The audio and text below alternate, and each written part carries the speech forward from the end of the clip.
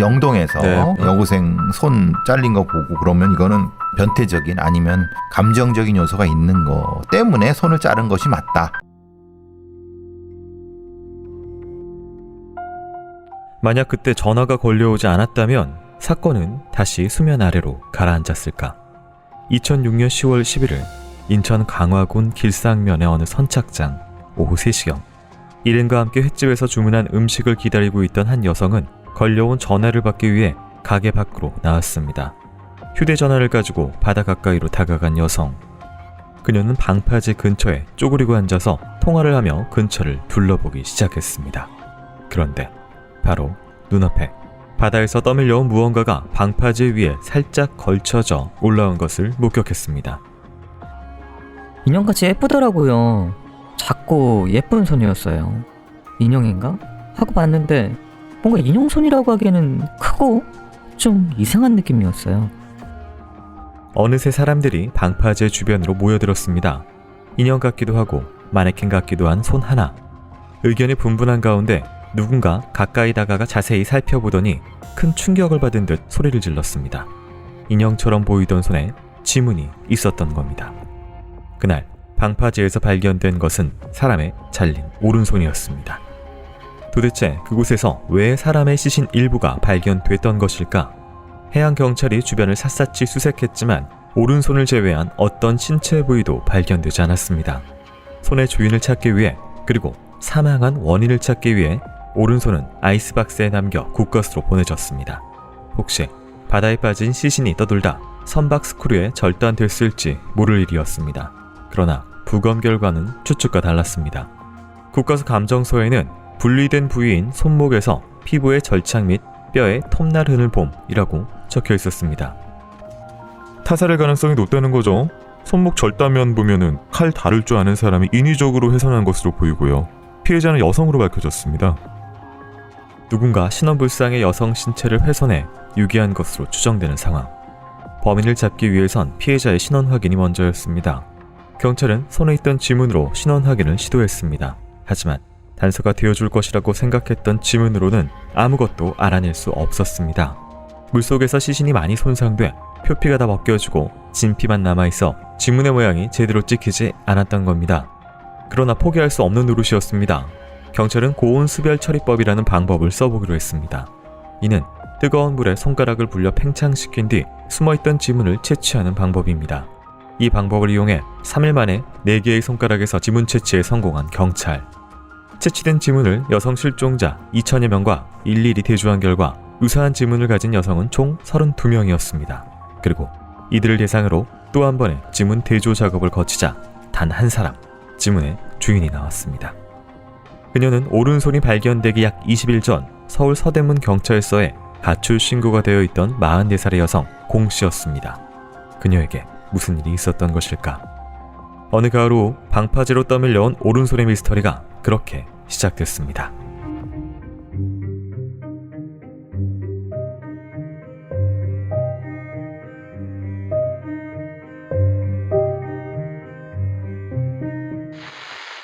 안녕하세요. 이곳은 크라임. 저는 진행과 연출을 맡고 있는 김PD입니다. 여러분 반갑습니다. 날카롭고 정확한 분석으로 대한민국의 정의를 세우고 계시는 배성훈 프로파일러님 모십니다. 네, 안녕하세요. 배성훈도 반갑습니다. 네. 지친 심신을 깨끗하게 닦아주는 제주 리퍼블릭 비건 클렌저. 크라임은 제주의 자연을 담은 제주 리퍼블릭과 함께 하고 있습니다. 자, 오늘 준비한 사건은 2006년 10월에 발생한 사건입니다. 서울 서대문구에서 실종됐던 44살 여성의 오른손이 인천 강화군의 모 선착장에서 발견이 됐었는데요. 손이 말 그대로 떠밀려 왔다라는 느낌으로 목격했다라는 이야기가 있었고요. 주변에 다른 신체 부위는 찾지 못했고 절단면을 보면 톱 등으로 인위적으로 절단한 흔적, 그리고 이미 손에 표피가 벗겨지고 진피만 남은 상황이었다. 이런 것들을 종합했을 때 이거 어떤 상황으로 좀 볼 수가 있을까요? 손이 둥둥 떠 올려왔겠죠. 그러면 둥둥 떠 올려왔으면은 일정 정도 이제 시간이 좀 지난 거고.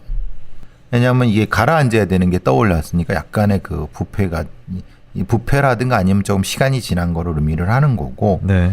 손만 떠올려 왔겠냐? 근데 다른 부위는 무거워서 아니면 뭐가 있기 때문에 네. 덜 떠내려 왔겠지. 그렇게 생각해야 되겠죠?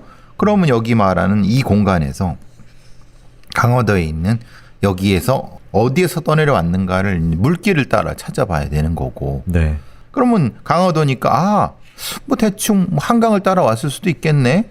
뭐 여러 가지 상황도 있지만 북한 쪽은 아닐 거예요. 뭐 그런 거 추정을 분명히 네. 경험 있는 사람들이 할 거고. 또 하나는 스크루 같은 경우는 빙 돌아가니까 네. 파단면이 부서져요. 네. 그죠? 근데 이거는 그게 아니라 날카로운 칼에 의해서 아니면 톱에서 잘린 거예요. 그러니까 전혀 다르죠. 네. 그러면 이게 오른손이 잘릴 정도면 이거는 무슨 뭐 조폭도 아니고. 네.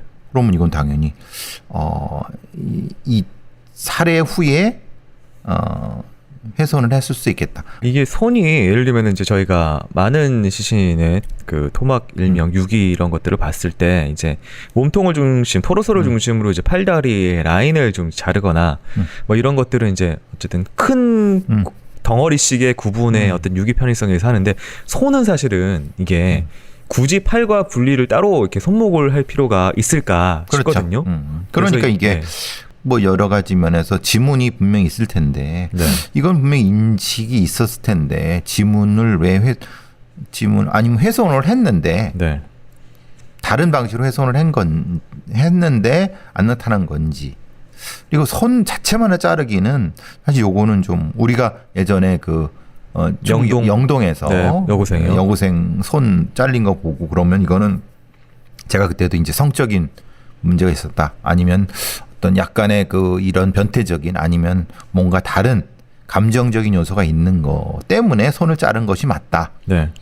뭐 그렇게 봤을 때는 이거는 감정이 들어가 있는 사람에 의해서 훼손이 됐거나 죽임을 당했을 수 있겠구나. 네. 여기까지는 들어가는 거죠. 이게 뭐 본인 피해자분의 신원은 이제 서울에서 사셨던 44살의 여성 공씨로 밝혀졌는데 이건 강화도에서 또 발견이 됐었다. 강화도에 그러면 이게 참 너무 넓어요. 그러면 네. 서울에 있는 사람이 강화도 발견됐으면은 서울의 한강에다가 유기는데 그게 참 어려운 거는 네. 이 경로가 너무 길어요. 네. 왜냐하면 물길만 따라서 오기에는요. 네, 근데 물길 왜냐하면 그 네. 중간에 여러 가지 뭐 동물도 있고 뭐 별의별 어류도 있고 이게 훼손이 많이 되거든요. 네. 그렇다고 손은 깨끗했습니다. 그러니까 그러면 네. 이거는 한강에서 버린 건 아닐 수 있겠다. 약간 이 지근거리까지 와서 유기를 했을 것이다. 그러니까 바다에 버렸는데 네. 이게 다시 멀리 못 가고 다시 파도에서 넘어갈 수 있겠다. 네. 그런 거고 여기 이제 그 지문 감정법은 네. 표피가 날아가도 네. 그 지문이 안쪽에 있어요. 그래서 안쪽을 뒤집어서 하는 방법입니다. 네. 벤치로 잘라요. 네. 끝을. 그래서 뒤집어요. 네. 뼈를 발라낸 다음에 뒤집어요. 아, 네. 약간 넘어가면 그 안쪽에 지문이 있어요. 그럼 그걸 이렇게 쭉 돌린 다음에 네. 쭉 돌리면 지문이 나오겠죠. 네. 그걸 역상으로 하면 역상의 의미가 없죠. 사실은 그건 이쪽 네. 저쪽이니까. 그렇게 하는 방법까지도 있어요. 이거는 아주 고도의 기법입니다. 이게 좀 잔인해서 그렇지 대한민국의 이 지문 기법은 세계적으로도 굉장히 고도의 기법이고 그런 발달된 기술 덕분에 피해자 신원도 발견이 됐는데 문제는 이제 실종 시기입니다. 9월 19일 날 실종이 됐는데요. 이 오른손은 거의 한 달 정도 가까이 뒤인 10월 11일에 발견이 됐었다라는 이제 시차가 좀 발견이. 그러니까 네. 이거 그러면은 그러니까 우리가 보통 실종대에 어디 감금해 놓기는 어렵잖아요. 성인이고요. 네. 그러면 거의 그 실종되기 하루 뭐 이렇게 때 죽였거나 뭐 이랬을 가능성이 높아요. 네. 그런데 그럼 이 상태라면 죽인 뒤에 바로 이거를 네. 냉동된 흔적이 없다고 하면 네. 그 다음에 이제 그걸 가지고 어디로 갔다가 온 거잖아요. 네. 그러니까 그걸 지금 찾아야 될 것 같은 생각이 이상. 이게 단지 이제 직후에 바로 유기를 했는데 그냥 발견, 그러니까 조류를 따라서 돌다가 좀 늦게 왔을 것이다 정도의 그런 건가? 일단은 뭐. 근데 그러기엔 네. 너무 손이 깨끗해. 부패 정도가. 그렇죠. 부패 정도. 그럼 조금 가지고 있었을 것이다. 그러니까요. 그랬을 수 있을 것 같다는 생각. 그러면은 굉장히 의미가 있죠, 이건. 보관을 할 만한 어떤. 공간도 있고 네. 심리적인 것도 있는 거죠. 네. 보관을 해야 되는 거 빨리빨리 버려야 되는데 네. 그 정도로 뭔가 있는 감정적으로 네. 의미가 있는 어떤 사람? 다른 신체 부위 없이 오른손만 발견된 피해자 공씨, 생전에 그녀 어떤 사람이었고 또 실종되기 전에 무슨 일이 있었는지 이야기 듣고 오도록 하겠습니다.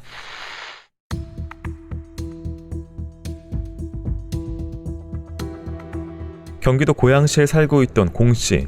그녀의 시신이 왜 인천 강화도에서 발견됐던 것일까? 경찰은 공씨의 시신이 강화도의 선착장으로 떠내려올 수 있는 동선을 추적해봤습니다.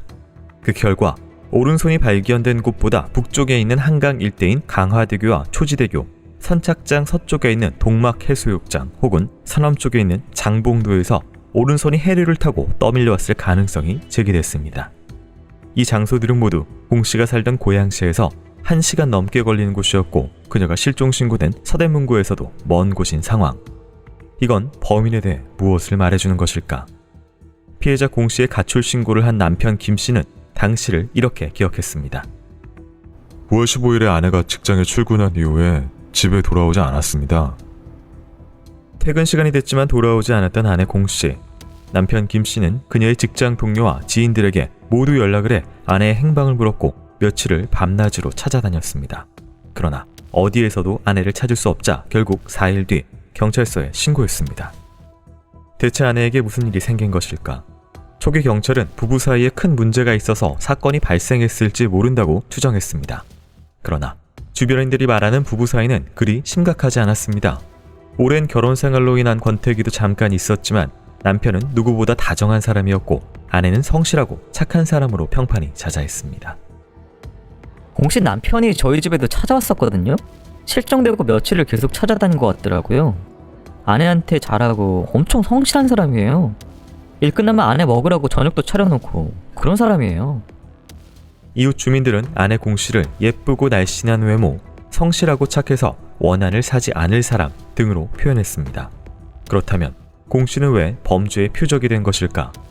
남편 김씨는 의심스러운 사람이 한 명 있다고 했습니다. 처음에는 설마 하고 계속 찾아다녔는데 아무래도 그놈이랑 살려고 집을 나간 것 같더라고요. 그놈이랑 잘 먹고 잘 살고 있을 것 같아서 사실 걱정도 안 하고 있었어요. 아내가 실종되기 얼마 전 남편은 그녀에게 내연남이 있다는 사실을 알게 됐다고 했습니다. 아내가 실종됐을 때 행방을 알 수 없어 찾아다녔지만 결국 내연남에게 갔다고 생각해 포기했다는 남편. 실제로 경찰이 아내의 휴대전화 위치 기록을 파악한 결과 특이한 점이 발견됐습니다. 서울에서 실종된 이후 한동안 아내의 휴대전화가 사용된 흔적에 따르면 아내 공씨는 경북 칠곡, 전북 전주, 충남 논산 등 다양한 곳을 돌아다녔습니다. 그리고 그때마다 아내와 함께 움직이던 일행이 있었는데 조사 결과 남편이 주장했던 대로 공씨의 내연남 윤씨였습니다. 그런데 한동안 같이 다녔던 두 사람의 동선에서 갑자기 아내의 휴대전화가 끊겼고 이후 아내는 영영 사라져버렸습니다. 수상한 정황에 경찰은 내연남 윤씨를 데려와 조사를 시작했지만 그는 공씨의 사망 사실도 몰랐고 여행을 끝난 뒤 공씨가 집으로 돌아갔을 거라고 주장했습니다.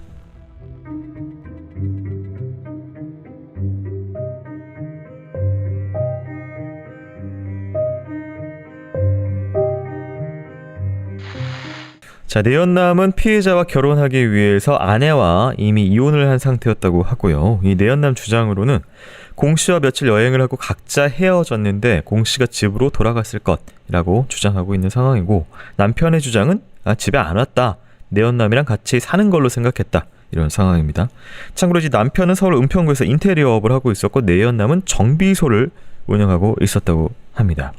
자, 이제 치정 관계가 하나가 드러났습니다. 그리고 마지막에 동선이 같이 핸드폰이 이동을 했다. 그리고 본인도 이동 같이 여행을 했다라고 진술한 상황이라서요. 그럼 실종이 아닌 거죠? 처음에의 이동은요. 네. 처음은 실종이 아니었고 네. 그냥 가출이었던 거지.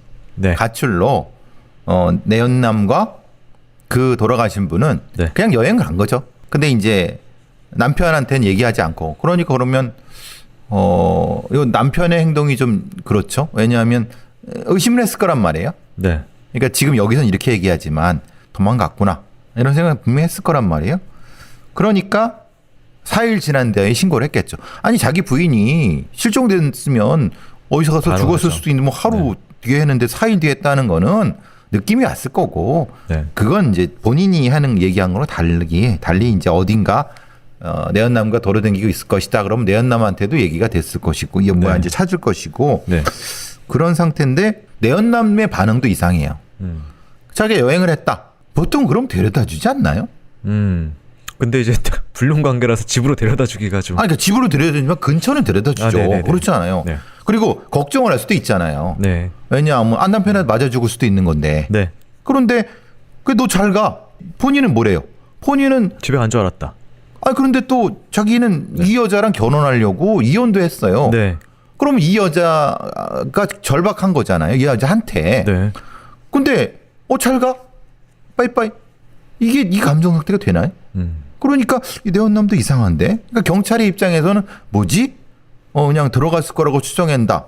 요건 좀 이상한데? 라고 생각을 했을 거예요. 어쨌든 지금 떠오르는 거는 내연남과 남편이죠. 네. 근데 이제 공교롭게도 앞에서 그러니까 뭔가 절단면에서 톱을 사용한 흔적에 있는 손이 발견이 있었는데 두 명의 직업이 한 명은 이제 인테리어 그럼 그리고 톱이죠. 한 명은 또 정비소입니다. 그래서 정비소도 정비소? 도구를 이제 쓰긴 쓰니까 여러 가지. 정비소는 몽킵 뭐 이렇게 드라이버 조이는- 이런 네. 것들이죠. 조이는 것도 있지만 예를 들면 실톱이나 뭐 부분적으로도 실톱이 있나? 혹시나 있을 수 있죠. 네. 정비업도 있을 수 있죠. 뭘 정비하냐에 따라 네. 뭐 카센터일 수도 있고 네. 다른 정비일 수도 있는데 인테리어업은 확실히 뭔가 느낌이 확 오는 그런 이걸 들은 분들은 네. 인테리어 톱이네 이런 생각도 들긴 들겠죠. 왜냐하면은 이제 예를 들어서 범행에 사용한 도구는 항상 범인이 이게 뭐 익숙한 그렇죠. 본인에게 익숙한 걸 사용하기 때문에 그렇죠. 익숙하고 네. 그럼 강력한 용의자의 강력한 도구 네. 둘 다 드러난 거죠. 이 남편이 의심한 내연남이 범인이었을지 내연남의 존재가 드러난 이후 수사 어떻게 진행됐는지 듣고 오도록 하겠습니다.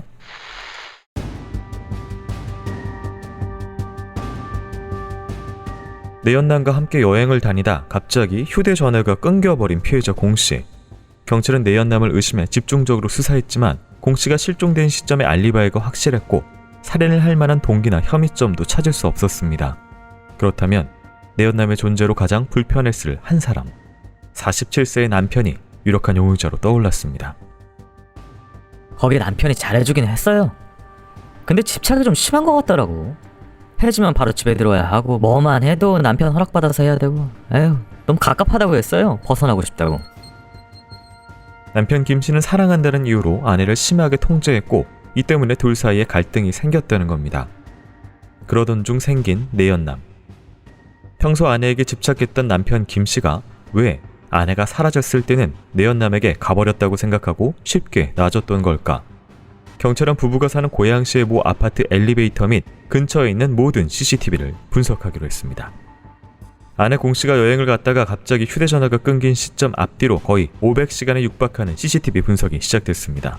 수사팀 모두가 붙어 몇 날 며칠을 CCTV와 씨름하던 중 아파트 엘리베이터 CCTV에서 놀라운 장면을 찾아냈습니다. 피해자의 오른손이 발견되기 약 9일 전인 10월 2일 오전 9시 50분경 남편 김 씨와 아내 공 씨가 나란히 엘리베이터를 타고 집으로 올라가는 모습이 찍힌 겁니다.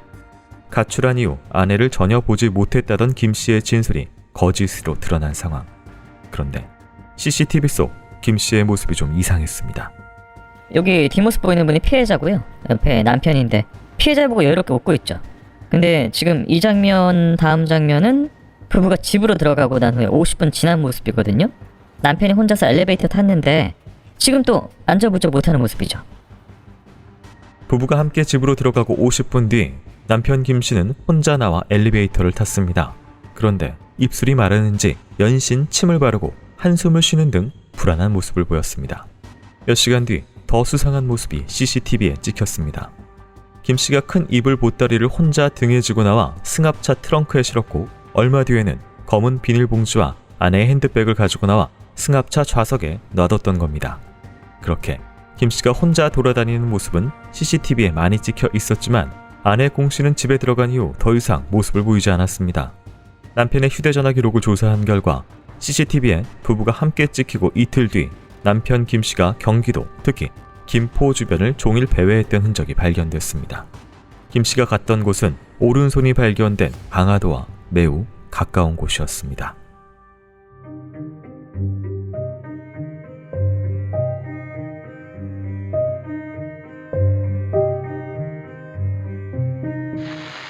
처음에 이제 내연남 관련된 같이 이동한 동선, 그러니까 이동 중에 갑자기 신호가 끊겼기 때문에 아무래도 그냥 의심을 받고 여러 가지를 파악했는데 혐의점을 발견을 못했다 그래서 남편으로 시선을 좀 다시 돌린 상황 같고요. 평상시 아내를 굉장히 많이 통제하고 집착했던 성향이 있었다라는 이야기가 좀 드러났고요. 이제 내연남의 존재가 이제 나왔다면은 이게 앞부분에서 그런 진술이 있었는데 아내 이제 내연남이 있는 걸 알고 내가 그냥 포기했다라는 것하고 집착했던 성격이 좀 안 맞는 것 같아서. 거짓말이죠, 거짓말. 네. 주변에서는 집착했다 그러는데 본인은 포기했다 그러는데 네. 이런 사람이 포기할 수는 없죠. 그렇지 않습니까? 네. 뭔가 그러니까 뭐 폭력을 행사하든 네. 아니면 뭔가 막 뭘 하든 그러니까 본인이 근데 반대로 그냥 하라고 좀 이상하죠. 네. 그렇게까지 그런 세상에 그런 사람이 갑자기 캐릭터가 바뀌는 그러니까, 느낌이어서요. 예. 네. 그리고 이제 상대의 내연남의 존재를 알고 그 사람이 이제 자기 아내랑 결혼하려고 이혼까지 했다. 이거를 알면 사실 이제 분노가 쌓였으면 그렇죠. 쌓였지. 예. 자기 부인을 뺏길 것 같다는 느낌 때문에 안절부절 못했을 텐데 네. 가라고. 그럼 이혼을 해주든가. 그런 분노가 있는 상황일 텐데 이 엘리베이터 CCTV에서는 이제 같이 올라가고 실실 웃고. 있었다. 근데 이제 네. 문제는 그거죠. 이 못 봤다는 것이 거짓말인 거죠. 사실은 실종 신고를 9월 달에 했었죠. 그렇죠. 19일. 네. 그러니까 그 뒤에 본 거죠. 네. 그럼 분명히 이건 용의점이 있는 거죠. 이거 실실실 웃고 있었어. 여유 있게. 근데 피해자는 공포를 떨었을 수도 있어요. 그 CCTV 앵글상의 좀 뒷모습, 피해자는 뒷모습이 주로 찍혀 있고 그러니까요. 마주보고 있는데 남편은 앞모습이었거든요. 그리고 이제 문제는 이겁니다. 이제 둘이 들어갔는데 한 명만 나오고 한 명은 영영 나오는 모습이 안 찍혔고 나올 때 특히 이제 이불 보다리, 뭐 그렇죠. 비닐봉지 뭐 이런 게 그럼 이불 보타리를 지고 나왔다는 건 네. 추정컨대 자고 있는 아니면 자게 한 네. 피해자를 거기서 공격해서 살해했거나 아니면 뭔가를 거기서 했을 가능성. 그러니까 피가 튀거나 그렇게 했을 수 있겠죠. 네. 그래. 그리고 어차피 혼자 나왔으니까. 그리고 당연히 뭐 김포라고 하면 당연히 김포는 뭐 한강 강화도인데 뭐 네. 제가 사는 곳에 바로 옆에 김포인데 거기서 뭐 던지면 바로 한강 넘어서 저 서해 바다로 나가죠. 강화도 넘어서. 이제 CCTV 등 정황 증거를 내밀어도 남편 김 씨는 절대 아니라고 계속 부인을 했는데요. 경찰이 결정적인 증거를 하나 찾아냈습니다.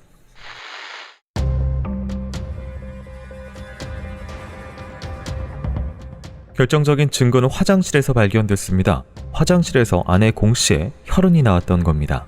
아내를 살해하고 시신을 화장실에서 훼손한 것으로 보이는 상황. 혈흔을 증거로 내밀자 범행을 계속 부인하던 김 씨는 드디어 자백을 시작했습니다. 욱해서 우발적으로 죽였습니다. 그쪽은 깨끗이 이혼해주는데 나는 왜 이혼 안 해주냐고 하면서 그 남자 편을 드는 거예요. 그래서 욱하는 마음에 죽였습니다. 김 씨가 주장하는 사건의 전말은 이랬습니다. 아내 공 씨는 나이트클럽에서 내연남을 만나 불륜을 저지르고 있었고 이후 내연남과 보름 동안 여행을 다녀왔다고 했습니다. 이것 때문에 이혼을 협의하던 중 아내가 내연남의 편을 들자 격분해 살해했다는 김 씨. 김 씨의 주장에 따르면 아내 공 씨가 그 사람은 착한 사람이다. 그런 사람 또 없다. 라는 등 내연남을 두둔하는 말을 계속했고 두 사람은 위조료 문제에 대해 이야기하다가 의견이 충돌했습니다. 결국 분노가 폭발해 아내를 폭행하기 시작한 김 씨. 그의 폭행으로 아내는 손목이 부러졌습니다. 그런데도 폭행을 멈추지 않던 김 씨는 아내가 쓰러지자 양손으로 목을 눌러 질식사시켰습니다. 이후 아내의 시신을 화장실로 옮긴 뒤 평소 작업할 때 쓰는 공구와 전기톱 그리고 식칼로 시신을 훼손했습니다. 손목하고 발목은 검정색 비닐봉지에 싸서 가방에 넣어가지고 김포대교 밑에 강물에 던졌고요. 몸은 이불로 싸서 강화대교 밑에 던졌습니다. 김 씨가 유기한 시신 중 오직 오른손만이 선착장으로 떠내려온 상황. 그렇다면 피해자의 머리는 어디에 유기한 것일까? 그때 경찰에게 아주 충격적인 이야기가 들려왔습니다. 남편 김 씨가 서울 은평구에서 운영하던 인테리어 가게 주변 상인들의 증언이었습니다. 주변 상인들은 김 씨의 가게 안에서 뭔가 썩은 악취가 흘러나와 들어갔다가 냄새 때문에 다시 나왔다고 했습니다. 이야기를 듣고 바로 인테리어 가게를 수색한 경찰. 썩은 냄새는 가게 보일러실에서 나고 있었는데 하얀색 플라스틱 페인트 통에서 집중적으로 새어나오고 있었습니다. 페인트통의 뚜껑을 열자 충격적이게도 눈에 청테이프가 붙어있는 아내의 머리가 흙더미 속에서 발견됐습니다. 남편 김씨가 다른 신체 부위는 모두 유기하고 아내의 머리만 가게에 보관하고 있었던 겁니다. 아내의 머리까지 발견되자 김씨는 아내를 너무 사랑해서 죽였다라는 주장을 하기 시작했습니다. 경찰이 아내의 눈에 청테이프를 붙인 이유에 대해서 묻자 그는 이렇게 대답했습니다. 아내가 눈을 뜨고 죽어가지고 시체 훼손할 때 눈 마주치는 게 너무 무서워서 테이프로 가려놓은 겁니다.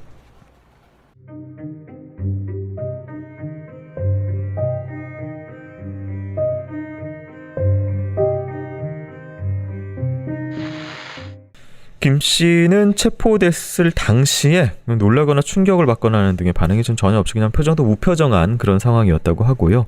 본인이 이제 주장을 합니다. 뭐 당일에 어떤 일들이 있었다. 어떤 식으로 해서 유기를 했고 이런 것들에 대한 어쨌든 우발성을 이야기하는 건데 어떻게 보실까요? 뭐 사람을 죽일 때는 우발적으로 죽였을 수도 있죠. 9일날 들어가는 모습을 보였고 거기서 이제 뭐 본인 얘기대로 뭐 위자료 위기에다가 때려갖고 죽였다. 그 다음부터는 이제 계획적인 훼손이죠. 네. 근데 거기까지는 본인 말이 맞을 수도 있어요. 근데 머리만 잘라갖고 페인트통에서 보관을 했잖아요. 네. 그러니까 본인은 무섭다 그러지만은 이거는 소유하겠다는, 그러니까 죽어서라도 소유하겠다는 심리가 있는 거예요. 그러니까 어떤 정체성, 얼굴을 보면 그 사람의 어떤 캐릭터나 정체성을 내가 가지고 있다. 그렇죠. 머리. 그러니까. 그리고 그것도 머리도 그냥 뭐 이렇게 아니라 흙 속에 넣어서 이게 무슨 뭘 심는 것도 아니고. 네. 이건 이 사람은 진짜 정신적으로 큰 문제가 있는 사람이에요. 네. 그러니까 이 사람이 말한 앞에서 말한 이것들은 다 싹 다 다시 검토를 해봐야 돼요. 딴 놈한 날 버리고 딴 놈한테 떠나? 아니야, 내가 너를 완전하게 소유하겠어. 그럴 수 그래서 있죠. 예. 이런 방식으로. 그래서 네. 다른 부위들은 그냥 한강에 던져버리고, 그리고 보면 아시겠지만은 이거를 이 지문을 없애거나 그러지도 않았잖아요. 네. 그럼 이런 건 확신범일 수도 있는 거예요. 그냥 기포대겸에 던졌다고 하니까. 네. 이것도 뭐 말하자면 몸통이나 다른 건 던지고, 이 사람한테 필요한 건 뭐냐면 오로지 네. 자기 부인의 머리였어요. 네. 얼굴. 소름 끼치지 않으세요? 그러니까 사실 아까 이렇게 자르는 그 구간이라 이걸 맞는 표현인지 모르겠습니다. 부위, 네. 예, 위치. 예. 절단 위치가 보통의 일반 토르소의 그 팔의 몸통과 팔의 연결 부분, 유기의 네, 요거 용이성이 아니에요. 네. 그런 식으로 안 잘랐다라는 그렇죠. 게. 그러니까 이거는 이렇게 수사해서는 안 됐었던 거예요. 이거는 네. 계획성과 그리고 심리적인 가학성도 수사를 했어야 되는 거예요. 네. 그러니까 아까 얘기한 우발적인 얘기를 하는데 아까 CCTV를 다시 또 복귀해서 생각을 해보면은 남편이 이제 웃고 있었다라는 것은 사실은 이제 뭐 감정이 연결되려면은 사실 점점 좀 화내가지고 해서 가서 이렇게 죽여야 되는데 안심시켜서 웃어서 이제 죽일 수 있는 집까지 유인을 했다. 뭐 이렇게도 사실은 그럼 계획적인 부분이잖아요. 그렇죠. 그럴 수도 있는 거죠. 네. 사실 협박을 해서 갔을 수도 있고 유인을 했을 수도 있는 아니면 거예요. 합의해주겠다라고 그렇죠. 해서. 그러니까 위자료 얘기를 하니까 자기도 얘기하네. 네. 그럼 뭐 도장 찍어줄 테니까 우리 마지막에 얘기하자, 이런 식이었을 거겠죠. 네. 그러니까 유인을 했고.